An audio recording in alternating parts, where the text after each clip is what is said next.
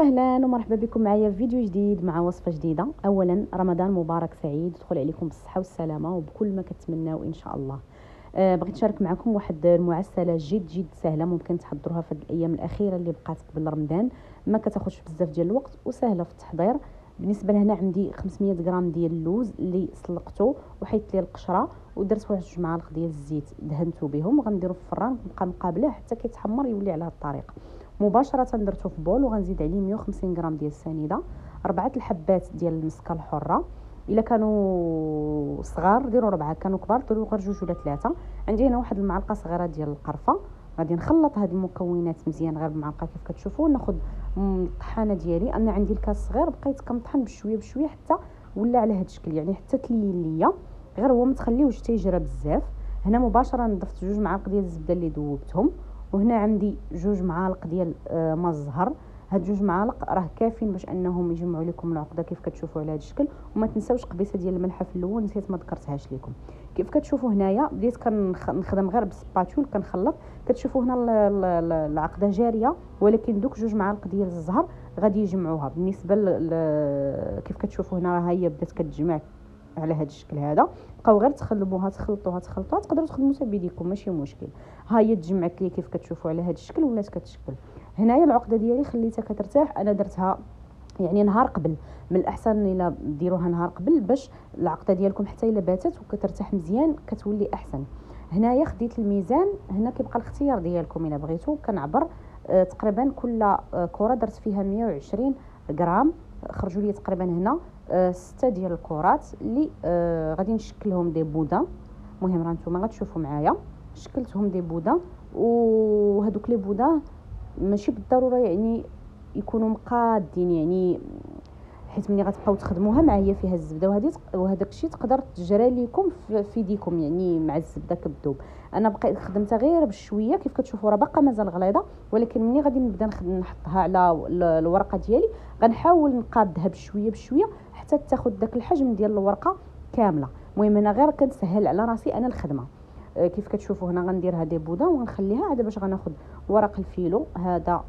خديته من المهم تقدروا تلقاو عند الناس اللي كيبيعوا داكشي في الحلويات، مرجان، كارفور، المهم اي بلاصه راه غتلقاو فيه هذا ورق الفيلو. خديت هنا 6 ديال الورقات، حطيتهم جانبا، غطيتهم باش كنسهل عليا الخدمه ديالي، غطيتهم بسلوفان وبديت كناخذ بالوحده. عندي هنا الزبده مذوبه سرحتها، وكتخدموا غير بشويه ورق الفيلو دغيا كيتقطع، نتوما غير بشويه خدموا. كيف كتشوفوا هنايا كندهن الورقه ديالي مزيان بالزبده، وخديت اول بودانش قاديته. كيف كتشوفوا راه ماشي بالضروري يجي زعما مقاد، غير هو غادي تخدموا غير بشويه وتحطوه حتى كياخذ الطول ديال الورقه، وتبقاو تروليو على هذا الشكل كيف كتشوفوا غير بشويه. وتكونوا موجدين اللاطه ديالكم اللي دهنتها انا بشويه الزيت والزبده. هنا الاشاره راه زدت شويه ديال الزيت مع الزبده حتى هي زعما اللي دهنت الورقه. صافي كيف كتشوفوا على هذا الشكل راه الطريقه سهله، ما غاديش تاخذ منكم بزاف ديال الجهد، لكن غير غتبغي شويه ديال يعني الخدمه غير بشويه باش تقاد لكم لي بودان ديالكم في الورقه وما تقطعش لكم الورقه على هذا الشكل كيف كتشوفوا. صافي استمريت على الطريقه راه سهله بزاف حتى كملت. حطيتهم في لاطه كاملين فوالا. كنسخرهم غير بشويه دوك يعني الجناب ديال الورقه راني ما عمرتهمش. في الاولى عمرتها شويه، يعني في الاخرين كيف كتشوفوا في الجناب ديالهم راه ما عمرتهمش، يعني هذوك الجناب راه كنقطعوهم.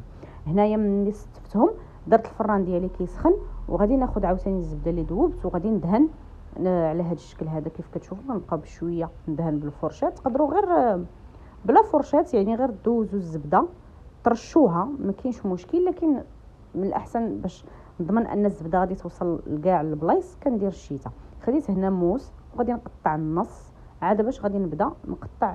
مهم الشكل ديال التقطيع تيبقى الاختيار ديالكم، قطعوهم كيف ما بغيتوا، يعني واش مقادين بحال هكا ولا عوجين اللي زعما كيما نتوما بغيتوا. وممكن حتى يطيبوا وتقطعوهم ملي يطيبوا، غير انا باش نسهل عليا الخدمه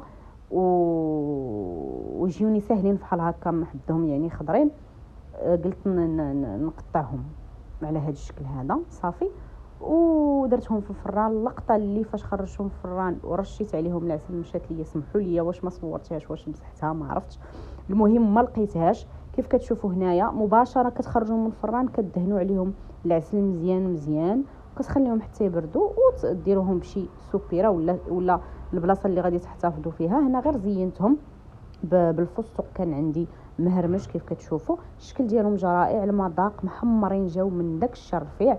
كنتمنى ان شاء الله الوصفه ديال اليوم تنال الاعجاب ديالكم، ونتمنى لكم مره ثانيه رمضان مبارك سعيد، ونتلاقاو ان شاء الله.